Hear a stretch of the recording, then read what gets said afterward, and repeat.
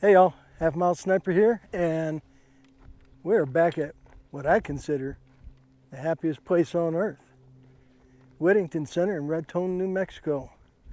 We just finished practicing for the Rocky Mountain Nationals pistol match, so now I got some me time, and we're going to shoot the 6.5 PRC. So y'all sit back, kick your feet up, enjoy the ride.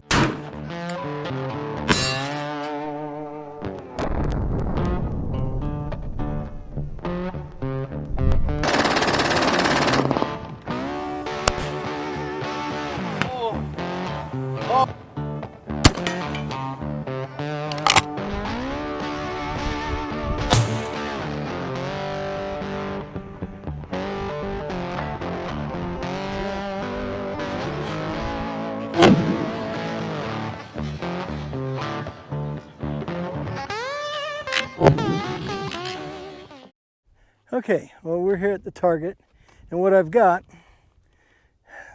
I was going to take a target from the range and cut it down and use my dots, but I figured I got these, I'm going to use these.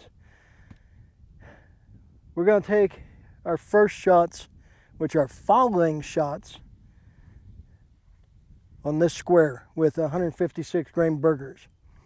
Then I'm going to put my suppressor on and verify what our zero is. Well, this is going to kind of verify our zero. This will tell us if we've shifted, which traditionally it goes a little bit up and right up, if I remember correctly. Remember, I don't get to play with my suppressor unless I'm out of state. Once we get those two down, I'm going to try the 144 grain Sierra Match Kings and true up the scope. Doing all that in preparation for a run on the Buffalo and hopefully a run at the mile. So, let me get this camera set up, we'll hoof it on back and get started. Okay, now that I'm far enough away, got the target camera doing its thing, and we're going to hoof it on back. We're going to load up probably only just 3 of the 156 grain burgers. Shoot those as foulers and kind of truing the scope. Yeah, I just drove 1,100 miles. Just cleaned the rifle, so it's going to be clean, cold bore, clean bore shot for the first shot here. And then we'll spin the can on and see how they shoot, whether I need to make an adjustment. And my my statement of up and right was based off the original barrel. With this Outlier barrel, there may not be any shift. We'll find out. Okay, I'm back. And for those new to the channel, this is my Howa 1500 and 6.5 PRC that I've changed the barrel. I no longer have the Howa barrel. I have an Outlier 1.2 inch diameter full bull barrel. Got my Thunder Beast brake. Got my Thunder Beast can. Vortex Viper MRAD scope. Sits in an Oryx chassis. I gotta go get my rear bag and my ears. Stand by. Okay, let's got those loaded up. Let me get the chronograph running because, well, we want to know how fast we're running. It's going to be very important to know when we go for the Buffalo and or the mile. Okay, target is up there at 100 yards.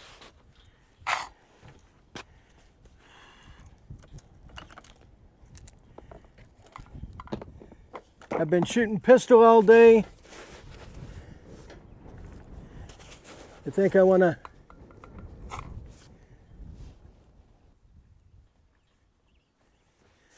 take a dry fire.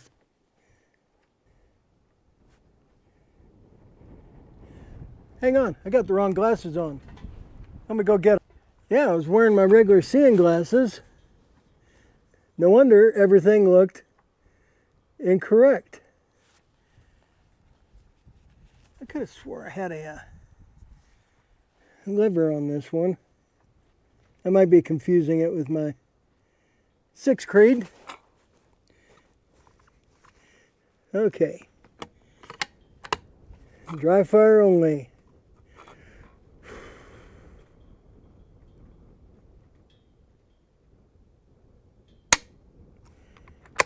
I think we're going to run with just that one dry fire. Okay, this is going to be the top right square on that 100-yard target. Cold bore, clean bore for fouling shots. And as you can hear, we got a screaming wind going today. Uh-oh. Why did that not want to close? Let me double check. Did I do that in the POI brass?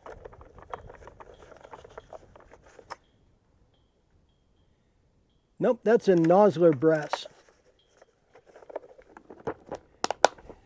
That's why that was hard to close. Okay. Cold bore, clean bore, fouling shot.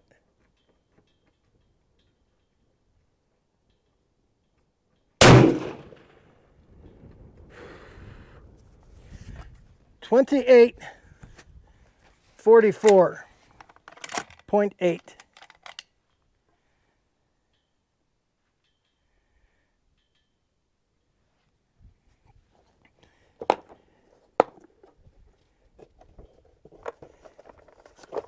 Yeah, that's it. This is that nozzler brass that I said is getting toward the end of its life. And it's like the necks are swelling.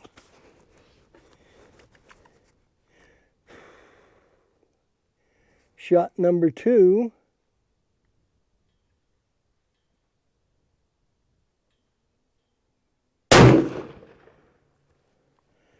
.0.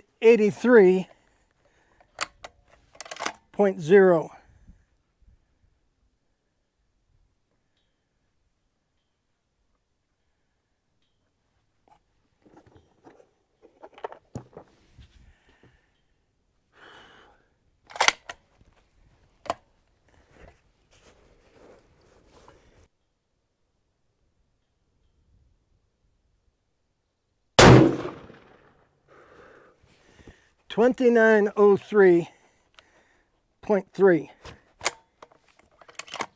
A little bit heavy on the bolt lift. Have just the slightest bit of ejector swipe.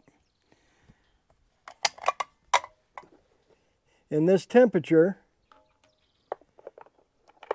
58.5 grains of N560. Is it 58.5 or is it 58? Pardon me, 54 grains of N560 is definitely a maximum load. But our average was 2877 with an extreme spread of 58.5 and a standard deviation of 24.3. Not real happy with those numbers, but definitely much better numbers than last year when I shot the 156 grain burgers up here. We were only making 2,600 feet per second. And my cold bore fouling group does not look bad at all. With the turret 0 down to 0, they're hitting, looks like about a 1/2 inch, 3/4 of an inch low of center. I was holding center. Now we'll see what happens when I spin the can on. I'll bring y'all right back. Alrighty. After that short little intermission, we see that my rifle is now a little bit longer. And let's take a look at how well that suppressor lines up with the barrel now. Look at that. So now I went from being 24 inches to 31 inches. Compliments of my can. Okay, this will be 3 more shots of the 156 grain burgers with N560. I'm going to shoot those in the bottom right hand corner target, and it's going to be suppressed. Now we're going to see if this 1.2 inch Outlier barrel shows much point of impact shift with the can. Like I said, with the Hala, I want to say it was 2.5 inches right and 1.5 inches high. I think. I have to look back at prior Raton videos. I'll try to remember to put one up here. So, even though I got the can on, we got ears in. And this will be the bottom right-hand corner, 156 grain burger.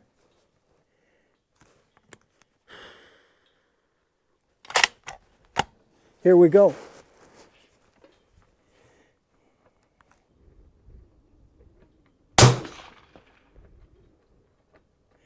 Huge impact shift. Let's do a second one. And that, the suppressor increased our velocity to 2946. 2946.4. If this second shot goes that same spot, we're going to dial down and add a couple of rounds.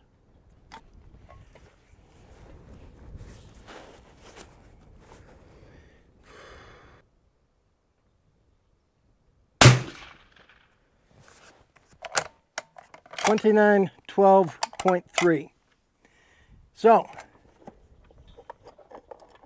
let's go run down there, get a good look, figure out how much we need to adjust, and then we'll come back. Now, granted, I could have zoomed in and read the squares and said, oh, I'm this high, this far over. What's a few more steps today? I'll bring you back when we get to the target. Alrighty, well, that's our fouling group. Not too shabby. Gonna be just maybe a 0.6. Holding here, we went up exactly 1.5 inches and right 3/4 of an inch. So I'm going to do some head math on the walk back and figure out how many tenths of a mil I'm going to come over and down. And with these 156 grain burgers now running 2,900, I should hopefully with those be able to have enough scope for the mile target. Okay, so I've been doing some head math on the walk back, and I'm torn between going 3/10 down and 1/10 left, or 4/10 down and 2/10 left. I'm gonna go 2, 3, 4, and we want to go left. Gonna go 1, 2. Let's see what happens. I'm gonna keep the chronograph running so we get a 5-shot velocity average with the can.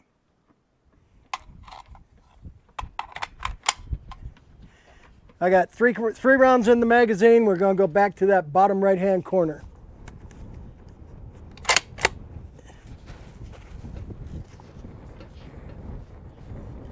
Although, based off all those other shots, I almost feel like I short-stroked it. Yeah, we'll find out.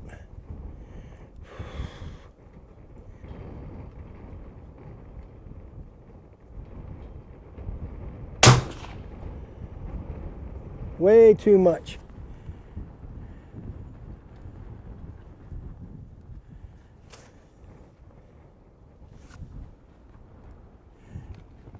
Looks like it should have been 2 and 1.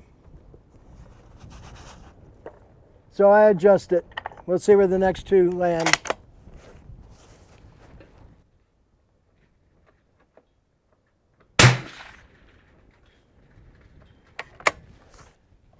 That I didn't get the prior shot. That one was 29.12.2,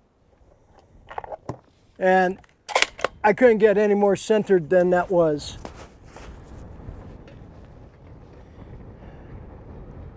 Okay, final shot in the screaming wind.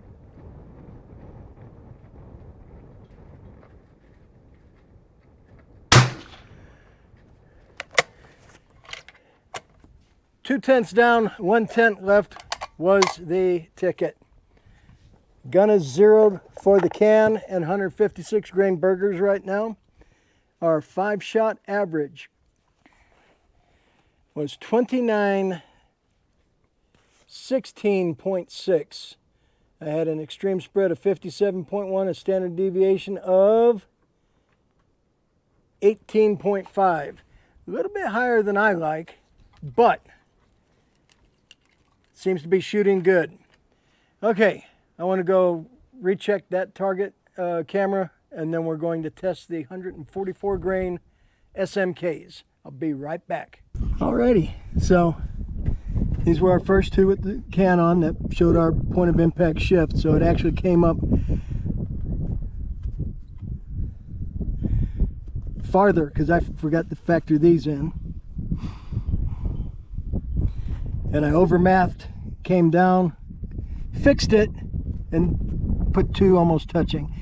We're going to call that good to go. Now I'm going to do two groups with the 144 Sierra Match Kings. I'm going to shoot 2 3-round groups and see how they shoot, because we'll try them on the buffalo and maybe even at a mile. And if I have a little bit extra time, I've got another video I have in mind with some 140 grainers. So let's keep shooting. Hydrate. Out of coffee. We're 8 in the afternoon. The wind is screaming, so it'll dry you out even more, especially at this altitude. So we just ran down, took a look at the target, made sure the target camera's running, everything's good down there. Got y'all with a fresh battery, and this is the 144 grain Sierra Match Kings being pushed by 58.5 grains of Stayball HD. Stayball 65 HD, or no, Stayball HD. And these are loaded in Lapua brass, whereas the 156 grain burgers were loaded in Nosler brass. Get that out of my pocket. Ears on, even though we got the can. Never know if somebody else is going to show up and start shooting. We're going to shoot 3 rounds on the top square, then we'll shoot 3 rounds on the bottom square.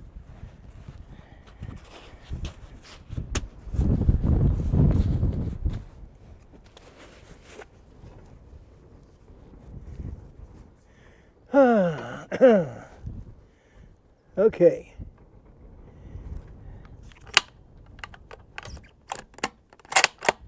Since we just zeroed with the can and the 156 grain burgers, we're going to see how the 144s do.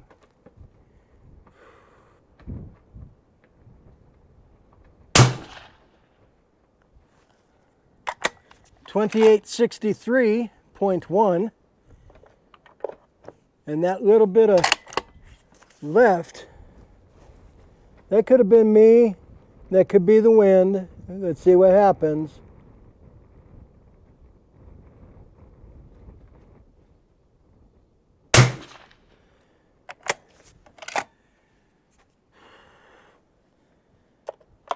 .2901.8.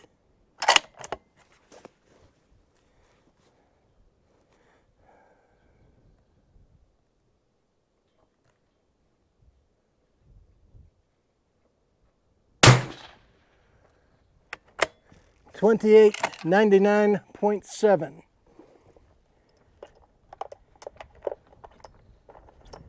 Let me run a repeat group on the bottom target for verification. I will keep the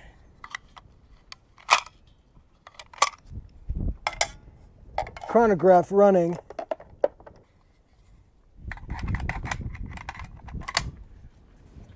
for a full 6-round average. Okay, bottom target.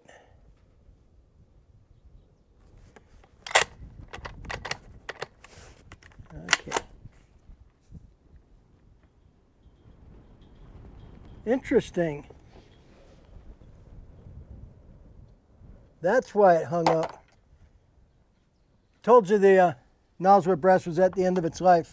I'll show you when we're done.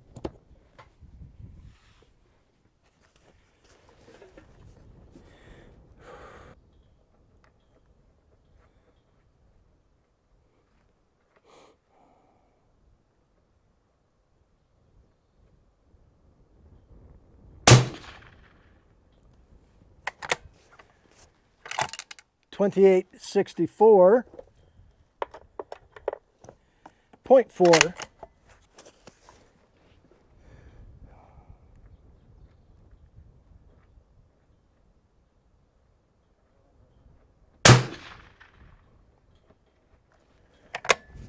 .53, 58.3.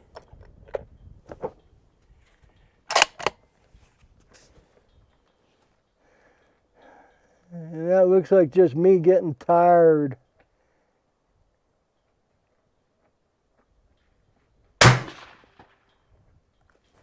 Because I rushed that prior shot. 2872.1. So that gave us a 6-shot average of 2876.6, extreme spread 43.6, standard deviation 17.8. Okay, let me run down. We'll go recover that target. We'll get a closer look at things. I'll probably measure them up, and then we'll discuss end-of-life brass. Alrighty, so our 6.5 PRC with the 156 grain burgers, our 3-shot falling group was 0.575 inches. I put the can on, and we had a point of impact shift come up and right. It came up higher than it did on the original barrel, but not as far right. I overmathed. We came down here. I unmathed a little bit, and now we're here, and these 2 shots come in at 0.319 inches. Had I mathed correctly to begin with, it would have been another sub 0.5 inch group, I'm sure. So the 156 grain burgers, we've got those running just right a tick over 2,900. The 144 grain SMKs with 58.5 grains of stay ball HD are hitting about 1/10 left. Initial group was 0.630 inches, which I was pleased with. Secondary group came in at 1.07 inches because I rushed that shot. It's all me. So the 144s are shooting fine. And then I made mention about end-of-life brass. Primer pocket got loose. And you may have noticed with the 144s I was having an issue running the bolt on one. Primer pocket got loose and the primer cup fell out. Oh well. At the end of this trip, all that nozzler brass is going in the recycle bucket. I'm not liking the way it's feeding. Primer pockets are getting loose. I've got a lot of reloads on that brass though, so I got my money's worth out of it. Okay. Things are looking good. New barrel's shooting okay here at 7,000 feet. Minor scope adjustment for the can. Very good. So I just noticed as I was replacing the camera on the tripod, I don't know if I was even in view on those other on the other shots, but oh well. The 156s are running plenty fast.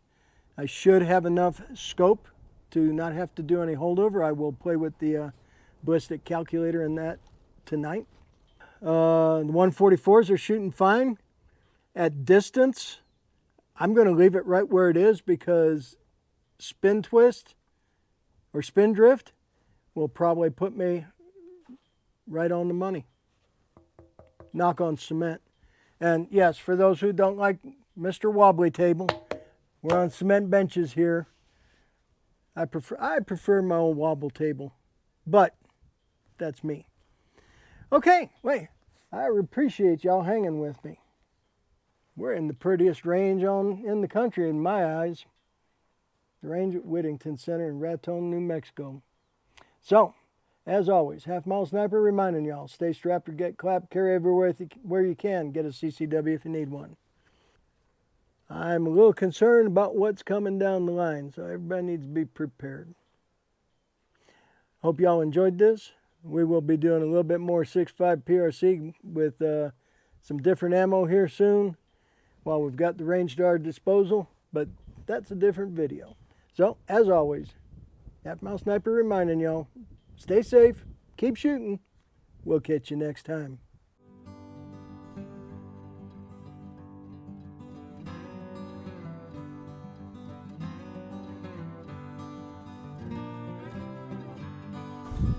Send it.